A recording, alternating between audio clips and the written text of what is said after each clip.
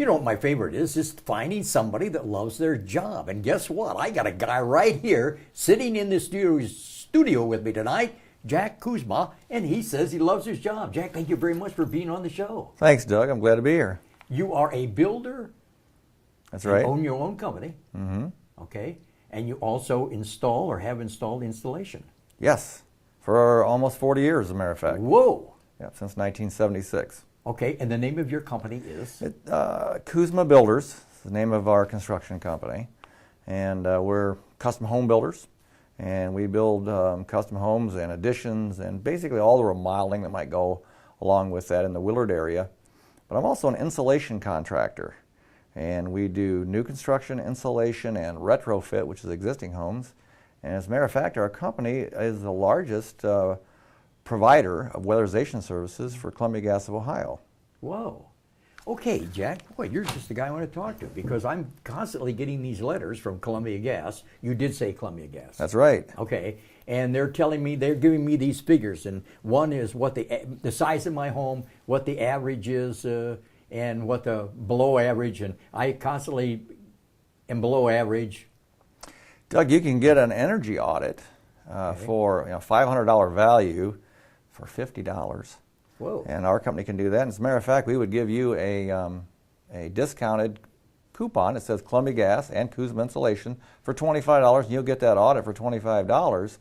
And then Columbia Gas would do an energy audit on your home and tell you what your home needs and how much they would actually participate in getting those weatherization installed measures done for you. Okay, now obviously I don't need to tell you, but looks like winter's coming. We don't know just exactly what this is all going to mean with El Nino and et cetera, et cetera. Nevertheless, it's going to be cold. Yeah, it pretty much averages out. Winter gets here every year around the 21st of December. Yeah. And having a good envelope, the outside of your home, air sealed and insulated is very important. A lot of people think their home's already insulated, but in reality, for years and years, it was not done exactly correct. Okay, now, for example, my home was built in 1960, and I'm not confident they put anything in the walls. Yeah, 1960s homes obviously would be a very good candidate for what we do.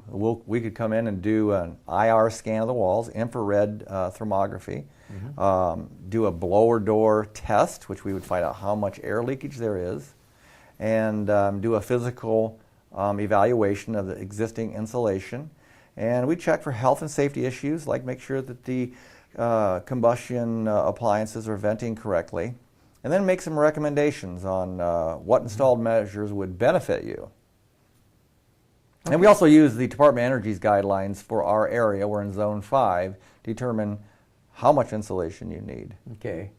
And then also indoor air quality is a huge issue, health and safety obviously, and we do not exceed what they call the building airflow standard. We want to make sure you have the right amount of air for combustion and for health issues in the home.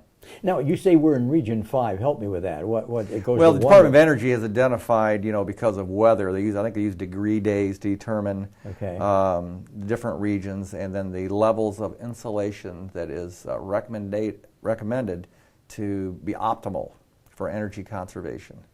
Okay, now help me. I'm watching TV, of course, like many people do, and I see these companies that are applying insulation, particularly in the walls, and I see it looks like some kind of substance that's being poured into the walls. Well, there are many types of insulation out there, and each one definitely has its benefits. And it's when you choose an insulation, you want to choose the best one for the application. There's a lot of emphasis on foam insulation. One, it's fun to see and it looks easy, but there's a lot of requirements that come with foam insulation to do it correctly. Very good product. We use 2-part high-density spray foam for like rim joist areas, crawl space walls, areas that are particularly difficult to air seal. In new construction, we're going to use wall spray cellulose, that we actually spray it on open stud cavities, fill those cavities full, which has the same R factor when installed as open cell foam. And then in existing construction retrofit, where we're going to tube fill existing walls, we're going to use cellulose insulation. That is definitely the insulation of choice for that application. And proven methods, we install it to a certain density, never going to settle, good for the life of the home. And now, is that something difficult to do on your part?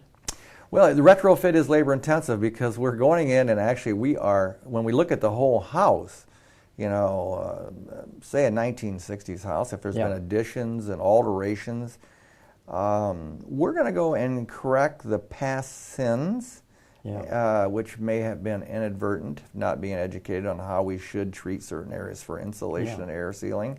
And it is more difficult, but we do have the tools and technology to locate those areas and to make the improvements that get the absolute best reduction in air leakage. And then obviously in conjunction with that, we want to raise the R factor in certain areas that are available to us to the standards that we are insulating to today. Well, see, I can understand because I know, even though I didn't move there in 1960, when the house was built, it was fuel oil furnace, which was like 20 cents a gallon. Well, I don't need to tell you all those days are over, number one. And number two, why, of course, since then, obviously, the house has been converted to natural gas with Columbia.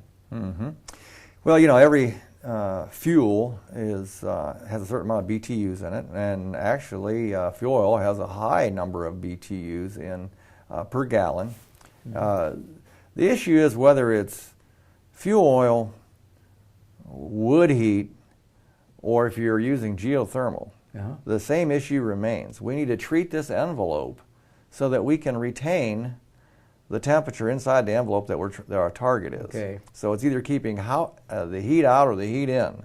And there's absolutely no better prescription than treating that envelope correctly and using the least amount of energy that we need to condition it for comfort. Jack, I need to take a quick commercial break. All right. Stick with me, will you? Once again, we're talking to Jack Kuzma, and he is a builder as well as a company that installs insulation. That's what we're talking about.